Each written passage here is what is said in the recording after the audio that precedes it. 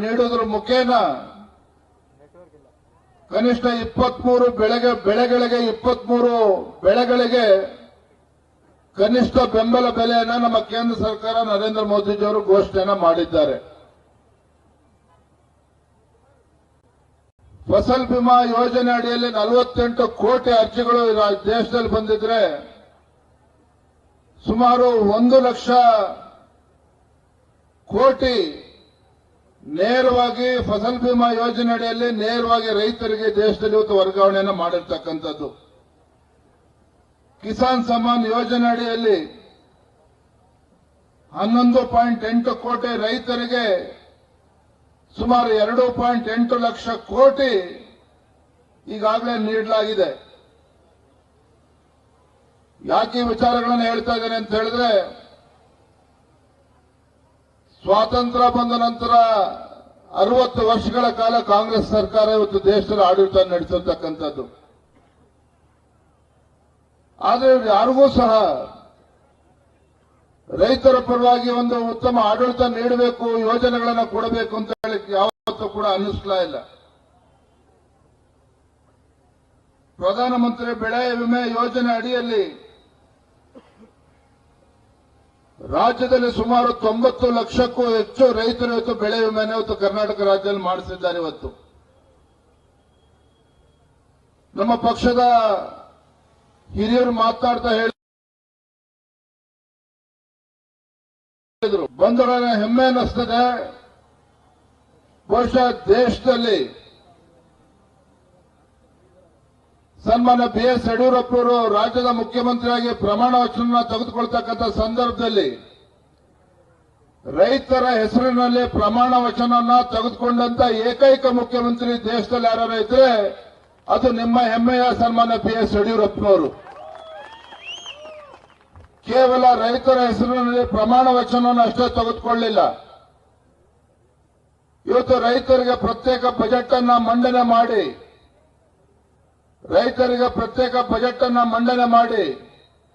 10 HP ವರೆಗೂ ಕೂಡ ಇವತ್ತು ಪುಕ್ಕಟ ವಿದ್ಯುತ್ ಅನ್ನ ಕೊಟ್ಟಿರ್ತಕ್ಕಂಥವ್ರು ಸನ್ಮಾನ್ಯ BS ಯಡಿಯೂರಪ್ಪನವರು. ಇವತ್ತು ಕಾಂಗ್ರೆಸ್ನವರು ರೈತರ ಪರವಾಗಿ ಮೊಸಳೆ ಕಣ್ಣೀರನ್ನು ಹಾಕ್ತಕ್ಕಂಥ ಕೆಲಸವನ್ನು ಮಾಡ್ತಾ ಇದ್ದಾರೆ.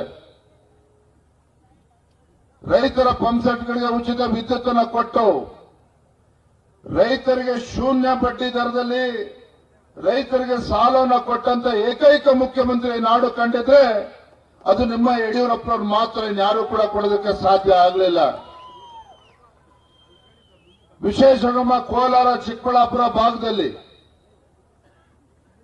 ಇವತ್ತು ಹಾಲು ಉತ್ಪಾದಕರಿಗೆ, ಹೈನುಗಾರಿಕೆ ಮಾಡತಕ್ಕಂಥ ರೈತರಿಗೆ ಹಾಲಿಗೆ ಒಂದು ಪ್ರೋತ್ಸಾಹಧನವನ್ನು ನೀಡಬೇಕು ಅಂತ ಹೇಳಿ ಅವತ್ತಿನ ದಿನ ತೀರ್ಮಾನ ಮಾಡಿರ್ತಕ್ಕಂಥದ್ದು ಭಾರತೀಯ ಜನತಾ ಪಾರ್ಟಿ ಸರ್ಕಾರ, ಸನ್ಮಾನ್ಯ ಯಡಿಯೂರಪ್ಪರು ಮಾಡಿರ್ತಕ್ಕಂಥದ್ದು.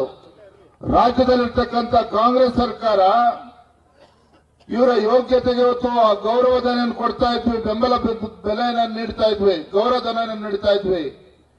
ಇವತ್ತಿಗೆ 715 ಕೋಟಿ ಇವತ್ತು ರಾಜ್ಯದ ರೈತರಿಗೆ ಹೈನುಗಾರಿಕೆ ಮಾಡತಕ್ಕಂಥ ರೈತರಿಗೆ ಕೊಡಬೇಕಾಗಿದೆ. ರಾಜ್ಯ ಸರ್ಕಾರ ಇವತ್ತಿಗೂ ಕೂಡ ಕೊಡಕ್ಕೆ ಆಗ್ತಾ ಇಲ್ಲ. ಇವತ್ತು ರೈತರ ಪರವಾಗಿ ಮೊಸಳೆ ಕಣ್ಣೀರು ಹಾಕ್ತಕ್ಕಂಥ ಸನ್ಮಾನ್ಯ ಸಿದ್ದರಾಮಯ್ಯನವರು ರಾಜ್ಯದ ಕಾಂಗ್ರೆಸ್ ಸರ್ಕಾರ ಕರ್ನಾಟಕ ರಾಜ್ಯದಲ್ಲಿ ಭೀಕರ ಬರಗಾಲಕ್ಕೆ ತುತ್ತಾಗಿರ್ತಕ್ಕಂಥ ಈ ಸಂದರ್ಭದಲ್ಲಿ 500ಕ್ಕೂ ಹೆಚ್ಚು ರೈತರು ಆತ್ಮಹತ್ಯೆ ಮಾಡಿಕೊಂಡಿದ್ದಾರೆ. ನಿಮಗೆ ಗೊತ್ತಿರಲಿ, ಕರ್ನಾಟಕ ರಾಜ್ಯದಲ್ಲಿ 500ಕ್ಕೂ ಹೆಚ್ಚು ರೈತರು ಆತ್ಮಹತ್ಯೆ ಮಾಡಿಕೊಂಡಿದ್ದಾರೆ. ಇವತ್ತು ರಾಜ್ಯದಲ್ಲಿ ಭೀಕರ ಬರಗಾಲದ ಸಂದರ್ಭದಲ್ಲಿ 7 ತಾಸು ವಿದ್ಯುತ್ ಅನ್ನು ಕೂಡ ಕಾಂಗ್ರೆಸ್ ಸರ್ಕಾರದವರಿಗೆ ಕೊಡೋದಕ್ಕೆ ಸಾಧ್ಯ ಆಗ್ತಾ ಇಲ್ಲ, ಸಿದ್ದರಾಮಯ್ಯ ಕೊಡೋದಕ್ಕೆ ಆಗ್ತಾ ಇಲ್ಲ. ಬಿಜೆಪಿ ಸರ್ಕಾರ ಇದ್ದಾಗ, ಯಡಿಯೂರಪ್ಪ ಮುಖ್ಯಮಂತ್ರಿ ಇದ್ದಾಗ ಏನೇ ವಿದ್ಯುತ್ ಸಮಸ್ಯೆ ಇದ್ರೂ ಸಹ ಈ ನಾಡಿಗೆ 2 ತುತ್ತು ಅನ್ನವನ್ನು ಕೊಡ್ತಕ್ಕಂಥ ರೈತ ಅವನಿಗೆ ಅನ್ಯಾಯ ಆಗಬಾರ್ದು ಅಂತ ಹೇಳಿ, ಈ ನಾಡಿಗೆ 2 ತುತ್ತು ಅನ್ನವನ್ನು ಕೊಡ್ತಕ್ಕಂಥ ರೈತನಿಗೆ ಅನ್ಯಾಯ ಆಗಬಾರ್ದು ಅಂತ ಹೇಳಿ ಬರಗಾಲದ ಸಂದರ್ಭದಲ್ಲೂ ಸಹ 7 ತಾಸು ವಿದ್ಯುತ್ ಅನ್ನು ಕೊಡ್ತಕ್ಕಂಥ ಕೆಲಸವನ್ನ ಭಾರತೀಯ ಜನತಾ ಪಾರ್ಟಿ ಸರ್ಕಾರ ನೇತೃತ್ವದಲ್ಲಿ ಆಗಿರ್ತಕ್ಕಂಥ ಸನ್ಮಾನ್ಯ ಯಡಿಯೂರಪ್ಪ ಇದ್ದಾಗ ಆಯಿತು. ಇವತ್ತು ಇವರು ಯೋಗ್ಯತೆಗೆ ಕಾಂಗ್ರೆಸ್ ಸರ್ಕಾರ ಇಂಥ ಬರಗಾಲದ ಸಂದರ್ಭದಲ್ಲಿ 3 ಫೇಸ್ ವಿದ್ಯುತ್ ಅನ್ನ 7 ತಾಸು ಕೊಡೋದಕ್ಕೆ ಸಾಧ್ಯ ಆಗಲೇ ಇಲ್ಲ ಇವರಿಗೆ. ಹಾಗಾಗಿ ಇವತ್ತು 500ಕ್ಕೂ ಹೆಚ್ಚು ರೈತರು ಇವತ್ತು ರಾಜ್ಯದಲ್ಲಿ ಆತ್ಮಹತ್ಯೆ ಮಾಡಿಕೊಂಡಿರ್ತಕ್ಕಂಥದ್ದು. ಬಿಜೆಪಿ ಸರ್ಕಾರ ಇದ್ದಾಗ ರೈತರಿಗೆ ತೊಂದರೆ ಆಗಬಾರದು, ಪಾಪ ರೈತನಿಗೆ ಹಣಕಾಸಿನ ಸಮಸ್ಯೆ ಇರ್ತದೆ ಅಂತ ಹೇಳಿ ಆ ರೈತ ತನ್ನ ಹೊಲಕ್ಕೆ ವಿದ್ಯುತ್ ಕಂಬವನ್ನು ಅಳವಡಿಸಿ ಇವತ್ತು ವಿದ್ಯುತ್ ಸಂಪರ್ಕವನ್ನು ಪಡೆದುಕೊಳ್ಬೇಕು ಅಂತ ಹೇಳಿದ್ರೆ 25-30 ಸಾವಿರ ರೂಪಾಯಿ ಕಟ್ಟಿದ್ರೆ ಸಾಕು. ಕೆಇಬಿ ಅಧಿಕಾರಿಗಳು, ಬೆಸ್ಕಾಂ ಅಧಿಕಾರಿಗಳು ಬಂದು ಆ ರೈತನ ಹೊಲಕ್ಕೆ ವಿದ್ಯುತ್ ಕಂಬವನ್ನು ಅಳವಡಿಸಿ ವೈರ್ ಎಳೆದು ಟ್ರಾನ್ಸ್ಫಾರ್ಮರ್ ಆಗ್ತಕ್ಕಂಥ ಕೆಲಸವನ್ನು ಮಾಡ್ತಾ ಇದ್ರು. ಆದ್ರೆ ಕಾಂಗ್ರೆಸ್ ಸರ್ಕಾರ ಬಂದ್ಮೇಲೆ ಯಾವ ಬಿಜೆಪಿ ಸರ್ಕಾರ ಇದ್ದಾಗ 25-30 ಸಾವಿರ ರೂಪಾಯಿ ಕಟ್ಟಿದ್ರೆ ಸಾಕು, ಅದಕ್ಕೆ ಇವತ್ತು 2-2.5 ಲಕ್ಷ ರೂಪಾಯಿ ಇವತ್ತು ನಮ್ಮ ರೈತ ಕಟ್ಟಬೇಕಾಗಿದೆ ಅಂತ ಪರಿಸ್ಥಿತಿ ನಿರ್ಧಾರ ಅನ್ನೋದು ಕಾಂಗ್ರೆಸ್ ಸರ್ಕಾರ 3 ಲಕ್ಷ 2.5ರಿಂದ 3 ಲಕ್ಷ ರೂಪಾಯಿ ರೈತ ಇವತ್ತು ಕಟ್ಟದಾಗ 5 ಲಕ್ಷ ರೂಪಾಯಿನ ಲಂಚ ಸೇರಿ ನೀವು ಹೇಳ್ತಾ ಇದ್ದೀರಿ. ಲಂಚ ಸೇರಿ 5 ಲಕ್ಷ ರೂಪಾಯಿ ಹೇಳ್ತಾ ಇದ್ದೀರಿ. ಇವತ್ತು ಇಂಥ ದರಿದ್ರ ಸರ್ಕಾರ ಇವತ್ತು ರಾಜ್ಯದಲ್ಲಿ ಇದೆ ಅಂತ ಹೇಳಿದ್ರೆ ಇವತ್ತು ರೈತರಿಗೆ ಬರೆ ಆಗ್ತಕ್ಕಂಥ ಸರ್ಕಾರ ರಾಜ್ಯದಲ್ಲಿರ್ತಕ್ಕಂಥದ್ದು. ಸರಿಯಾಗಿ ಹೇಳಿದ್ದಾರೆ. ಹಾಸನ ಜಿಲ್ಲೆಯ ಒಬ್ಬ ಮಾಜಿ ಸಚಿವರು, ಕಾಂಗ್ರೆಸ್ ಪಕ್ಷದ ಮಾಜಿ ಸಚಿವರು ಹೇಳಿದ್ದಾರೆ, ಕಾಂಗ್ರೆಸ್ನ ಹಿರಿಯ ಮುಖಂಡ ಮಾಜಿ ಸಚಿವ ಗಣಸಿ ಶಿವರಾಮ್ ಹೇಳಿದ್ದಾರೆ, ಕರ್ನಾಟಕ ರಾಜ್ಯದಲ್ಲಿರ್ತಕ್ಕಂಥದ್ದು ಬಡವರ ಸರ್ಕಾರ ಅಲ್ಲ, ರೈತರ ಸರ್ಕಾರ ಅಲ್ಲ, ರಾಜ್ಯದಲ್ಲಿರ್ತಕ್ಕಂಥ ಒಂದು ಭ್ರಷ್ಟಾಚಾರದ ಸರ್ಕಾರ ಕಾಂಗ್ರೆಸ್ ಸರ್ಕಾರ. 50% ಲಂಚ ತೆಗೆದುಕೊಳ್ತಾ ಇರ್ತಕ್ಕಂಥ ಭ್ರಷ್ಟ ಕಾಂಗ್ರೆಸ್ ಸರ್ಕಾರ ಇದೆ ಅಂತ ಹೇಳಿ ಕಾಂಗ್ರೆಸ್ ಪಕ್ಷದ ಮುಖಂಡ ಗಣಸಿ ಶಿವರಾಮ್ ಹೇಳಿದ್ದಾರೆ. ನಾವೇ ಮಾತನ್ನು ಹೇಳಿಲ್ಲ. ರೈತರ ಬಗ್ಗೆ ಅನುಕಂಪ ಇಲ್ಲದೆ ಇರ್ತಕ್ಕಂಥ, ರೈತರ ಬಗ್ಗೆ ಯಾವುದೇ ಒಂದು ಕಾಳಜಿ ಇಲ್ಲದೆ ಇರ್ತಕ್ಕಂಥ ಒಂದು ರೈತ ವಿರೋಧಿ ಕಾಂಗ್ರೆಸ್ ಸರ್ಕಾರ ಇವತ್ತು ರಾಜ್ಯದಲ್ಲಿ ಅಧಿಕಾರದಲ್ಲಿರ್ತಕ್ಕಂಥದ್ದು. ಇಂತಹ ರೈತ ವಿರೋಧಿ ಕಾಂಗ್ರೆಸ್ ಸರ್ಕಾರ ಸನ್ಮಾನ್ಯ ಮುಖ್ಯಮಂತ್ರಿಗಳು ಸಿದ್ದರಾಮಯ್ಯನವರಿಂದ ಯಾವುದೇ ರೀತಿ ರೈತರ ಪರವಾಗಿರುವಂತಹ ಯೋಜನೆಗಳನ್ನು ನೋಡೋದಕ್ಕೆ ಸಾಧ್ಯ ಇಲ್ಲ. ಕಾರಣ ಏನು ಅಂತ ಹೇಳಿದ್ರೆ, ಇವತ್ತು ಯಾವ ಗ್ಯಾರಂಟಿಗಳನ್ನ ಘೋಷಣೆ ಮಾಡಿ ಅಧಿಕಾರಕ್ಕೆ ಬಂದಿರತಕ್ಕಂಥ ಕಾಂಗ್ರೆಸ್ ಪಕ್ಷ ರಾಜ್ಯದಲ್ಲಿ ಇವತ್ತು ಹಣಕಾಸಿನ ಪರಿಸ್ಥಿತಿ ಇವತ್ತು ಅಧೋಗತಿಗೆ ಹೋಗಿರ್ತಕ್ಕಂಥದ್ದು. ಈ ಸರ್ಕಾರ ಬಂದು 9 ತಿಂಗಳಾಗಿದೆ. ವೇದಿಕೆ ಮುಂಭಾಗದಲ್ಲಿರ್ತಕ್ಕಂಥ ನಮ್ಮ ರೈತ ಮುಖಂಡರು ಕೇಳ್ತೇನೆ, ಈ ಕ್ಷೇತ್ರದ ಶಾಸಕ ಯಾವ್ದಾರ ಒಂದು ಅಭಿವೃದ್ಧಿ ಯೋಜನೆಯನ್ನು ತರೋದಕ್ಕೆ ಸಾಧ್ಯ ಆಗಿದೆ ಇವತ್ತು ನಿಮ್ಮ ಕ್ಷೇತ್ರದಲ್ಲಿ? ಸುಧಾಕರ್ ಅವರು ಮಂತ್ರಿ ಇದ್ದಾಗ, ಶಾಸಕರಿದ್ದಾಗ ಕೋಟಿ ಅನುದಾನವನ್ನು ಚಿಕ್ಕಬಳ್ಳಾಪುರ ಜಿಲ್ಲೆಗೆ ತಂದು ನಿಮ್ಮ ಕ್ಷೇತ್ರಕ್ಕೆ ತಂದರು. ಆದ್ರೆ ಇವತ್ತು ಅಭಿವೃದ್ಧಿ ಕೆಲಸವನ್ನ ಮಾಡ್ತೇನೆ ಅಂತ ಹೇಳಿ ಜನರ ಕಿವಿಗೆ ಹೂ ಮುಡಿಸಿ ಶಾಸಕರಾಗಿರ್ತಕ್ಕಂಥವರು 1 ರೂಪಾಯಿ ಅನುದಾನವನ್ನ ಈ ಕ್ಷೇತ್ರದ ಅಭಿವೃದ್ಧಿಗೆ ತರೋದಕ್ಕೆ ಸಾಧ್ಯ ಆಗಿಲ್ಲ. ಮುಂದೂ ಕೂಡ ಆಗೋದೂ ಇಲ್ಲ, ಸಾಧ್ಯನೇ ಇಲ್ಲ. ಇವತ್ತು ಕೇವಲ ಭಾಷಣ ಹೊಡ್ಕೊಂಡು ಸಮಯವನ್ನ ವ್ಯರ್ಥ ಮಾಡ್ತಿದ್ದಾರೆ ಹೊರತು ಈ ರಾಜ್ಯದಲ್ಲಿರ್ಬೋದು, ಈ ಜಿಲ್ಲೆಯಲ್ಲಿರ್ತಕ್ಕಂಥ ರೈತರ ಸಮಸ್ಯೆಗೆ ಸ್ಪಂದನೆ ಮಾಡತಕ್ಕಂಥ ಯೋಗ್ಯತೆ ಇಲ್ಲದಿರ್ತಕ್ಕಂಥ ರಾಜ್ಯ ಸರ್ಕಾರ ಇವತ್ತು ಅಧಿಕಾರದಲ್ಲಿರ್ತಕ್ಕಂಥದ್ದು.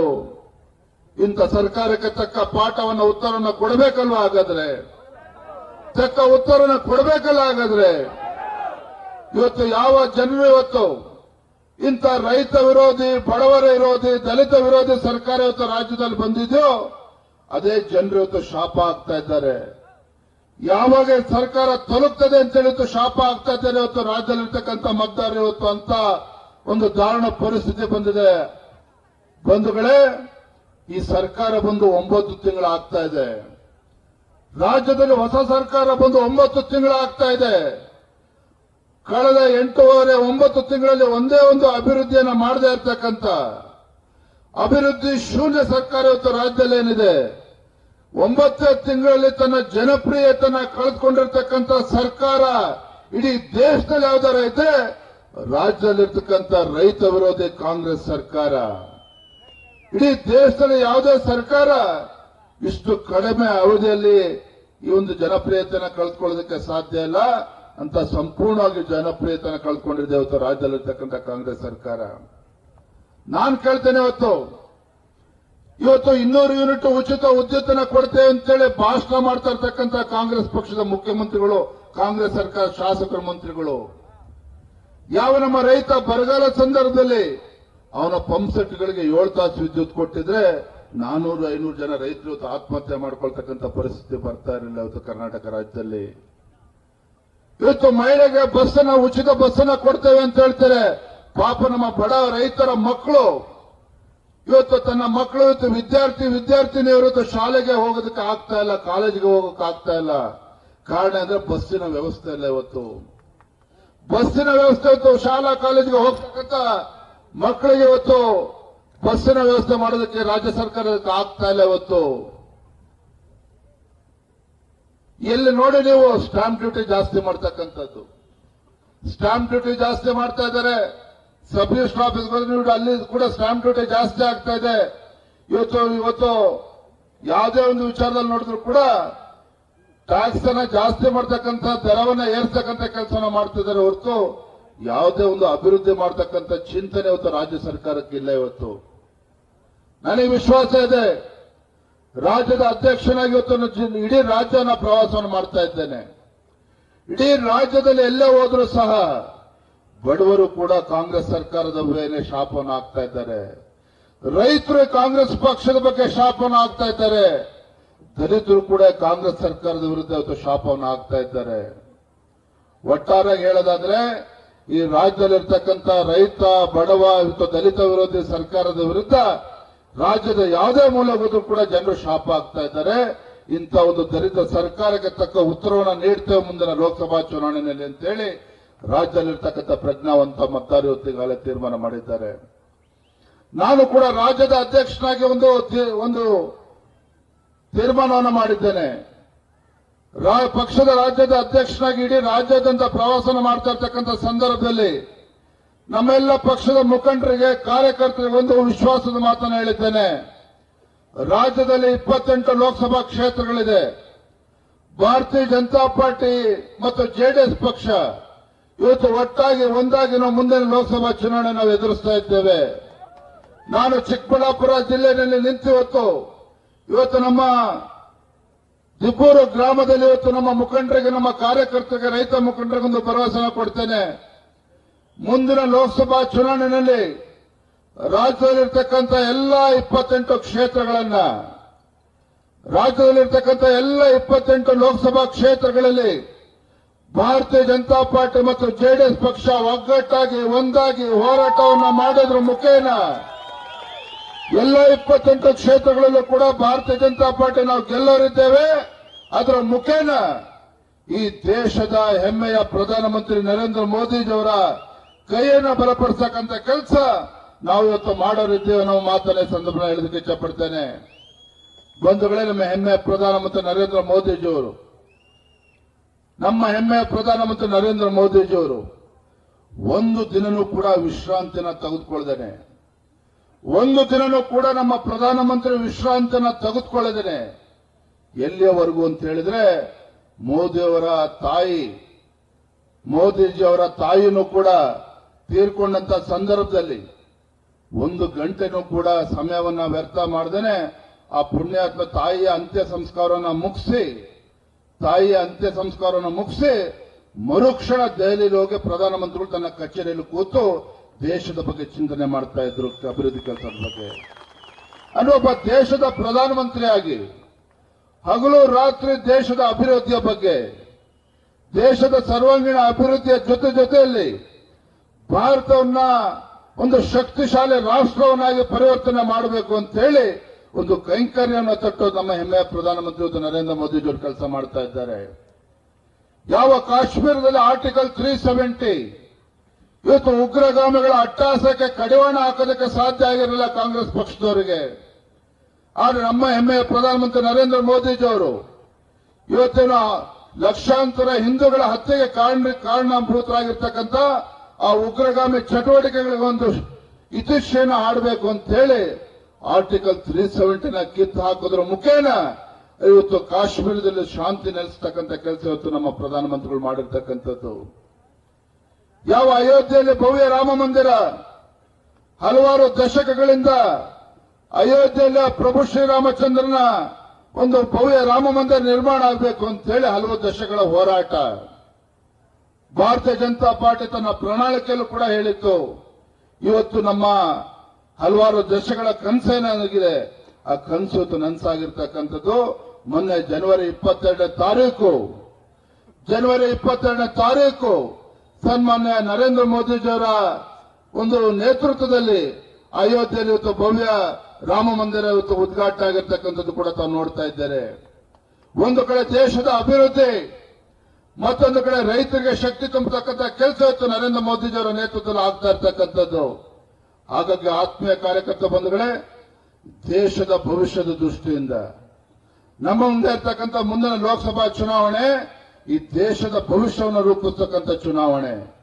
ಈ ದೇಶದ ಭವಿಷ್ಯವನ್ನು ರೂಪಿಸತಕ್ಕಂಥ ಚುನಾವಣೆಯನ್ನ ನಾವು ನೀವೆಲ್ಲರೂ ಸೇರಿ ಬಹಳ ಗಂಭೀರವಾಗಿ ತೆಗೆದುಕೊಂಡು, ಪಕ್ಷದಿಂದ ಯಾರೇ ಲೋಕಸಭಾ ಅಭ್ಯರ್ಥಿ ಆದರೂ ಸಹ ಪ್ರತಿಯೊಬ್ಬರೂ ಸಹ ನಾವೇ ನರೇಂದ್ರ ಮೋದಿಜಿಯವರು ಅಂತ ಹೇಳಿ ತಿಳ್ಕೊಂಡು ನಮ್ಮ ಅಭ್ಯರ್ಥಿ ಪರವಾಗಿ ಅಭ್ಯರ್ಥಿನ ಗೆಲ್ಲಿಸತಕ್ಕಂಥ ಕೆಲಸ ನಾವು ನೀವು ಎಲ್ಲರೂ ಸೇರಿ ಮಾಡಬೇಕು ಅಂತಕ್ಕಂಥ ಮಾತನ್ನ ಇಂಥ ಸಂದರ್ಭದಲ್ಲಿ ಹೇಳ್ತಾ, ರಾಜ್ಯದ ಅಧ್ಯಕ್ಷರಾಗಿ ಮೊದಲ ಬಾರಿಗೆ ಬಂದಂತ ಸಂದರ್ಭದಲ್ಲಿ ಇದೇ ಸಮಯಕ್ಕೆ ಸರಿಯಾಗಿ ಉತ್ತರ ಪ್ರದೇಶದ ಜನಪ್ರಿಯ ಮುಖ್ಯಮಂತ್ರಿಗಳು ಯೋಗಿ ಆದಿತ್ಯನಾಥ್ ಅವರ ನೇತೃತ್ವದಲ್ಲಿ ಅವರ ಅಧ್ಯಕ್ಷತೆಯಲ್ಲಿ ನಮ್ಮ ರಾಷ್ಟ್ರೀಯ ಅಧ್ಯಕ್ಷರು ನಡ್ಡಾಜಿ ಅವರು ಉತ್ತರ ಪ್ರದೇಶದಲ್ಲೂ ಕೂಡ ಕಾರ್ಯಕ್ರಮದ ಉದ್ಘಾಟನೆ ಆಗಿದೆ. ದೇಶದ ಎಲ್ಲ ರಾಜ್ಯಗಳಲ್ಲಿ ಮತ್ತು ಎಲ್ಲ ಜಿಲ್ಲೆಗಳಲ್ಲಿ, ಅಂದ್ರೆ ಕರ್ನಾಟಕ ರಾಜ್ಯದಲ್ಲಿ ಎಲ್ಲ ಜಿಲ್ಲೆಗಳಲ್ಲೂ ಸಹ ಇವತ್ತಿನಿಂದ ಪ್ರತಿ ಜಿಲ್ಲೆಗಳಲ್ಲಿ 5 ಗ್ರಾಮಗಳಲ್ಲಿ ಒಂದು ಗ್ರಾಮ ಪರಿಕ್ರಮ ನಡೀತದೆ. ಕೇಂದ್ರ ಸರ್ಕಾರದ ನರೇಂದ್ರ ಮೋದಿಜಿ ಅವರ ಯೋಜನೆಗಳ ಬಗ್ಗೆ ಒಂದು ಜಾಗೃತಿಯನ್ನು ಮೂಡಿಸತಕ್ಕಂಥದ್ದು, ರೈತರ ಪರವಾಗಿ ನಮ್ಮ ಹೆಮ್ಮೆಯ ಪ್ರಧಾನಮಂತ್ರಿ ನರೇಂದ್ರ ಮೋದಿಜಿಯವರು ಕೊಟ್ಟಿರ್ತಕ್ಕಂಥ ಕಾರ್ಯಕ್ರಮಗಳ ಬಗ್ಗೆ ಮಾಹಿತಿಯನ್ನು ನೀಡತಕ್ಕಂಥದ್ದು, ಜಾಗೃತಿ ಮೂಡಿಸತಕ್ಕಂಥ ಕೆಲಸ ನಾವು ಮಾಡೋರಿದ್ದೇವೆ. ತಮಗೆ ಗೊತ್ತಿರಲಿ, ಸನ್ಮಾನ್ಯ ನರೇಂದ್ರ ಮೋದಿಜಿಯವರು ದೇಶದ ಪ್ರಧಾನಮಂತ್ರಿ ಆದ್ಮೇಲೆ ಕೇಂದ್ರ ಸರ್ಕಾರದ ನೇತೃತ್ವದಲ್ಲಿ ನೈಸರ್ಗಿಕ ಕೃಷಿಗೆ ಹೆಚ್ಚು ಒತ್ತನ್ನು ನೀಡಿರ್ತಕ್ಕಂಥದ್ದು. ನೈಸರ್ಗಿಕ ಕೃಷಿಗೆ ಹೆಚ್ಚು ಒತ್ತನ್ನು ನೀಡುವುದರ ಮುಖೇನ ಕನಿಷ್ಠ 23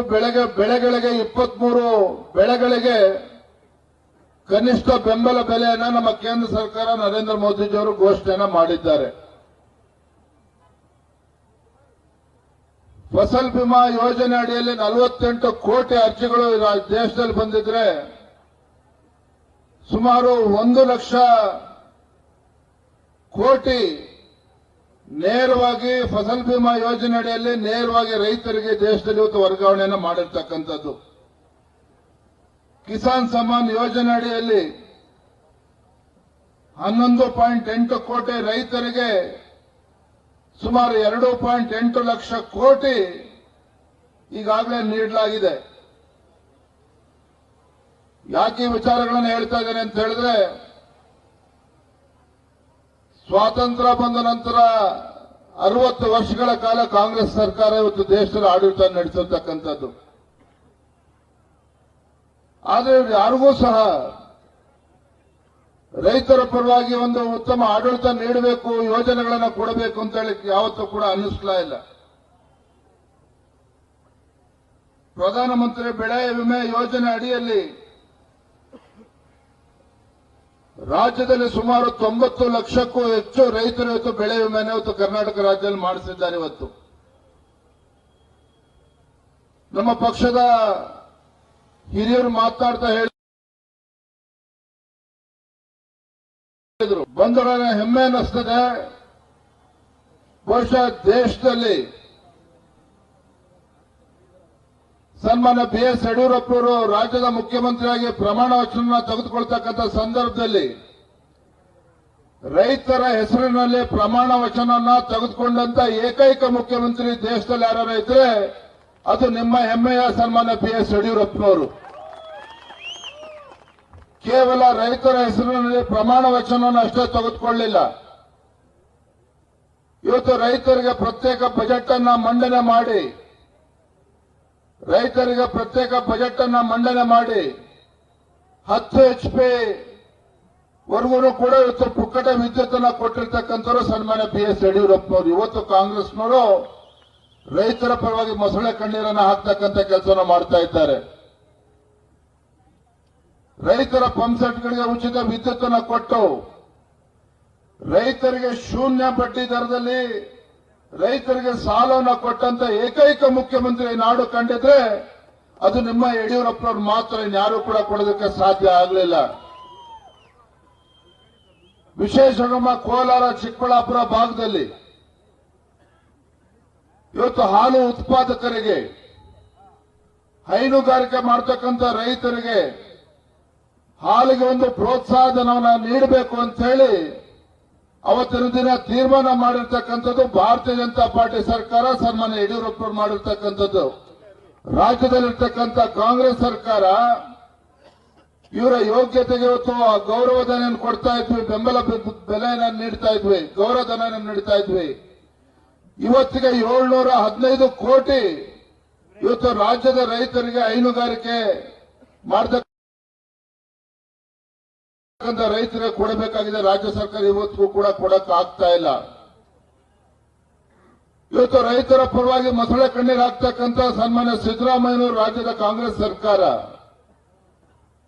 ಕರ್ನಾಟಕ ರಾಜ್ಯದಲ್ಲಿ ಭೀಕರ ಬರಗಾಲಕ್ಕೆ ತುತ್ತಾಗಿರ್ತಕ್ಕಂಥ ಈ ಸಂದರ್ಭದಲ್ಲಿ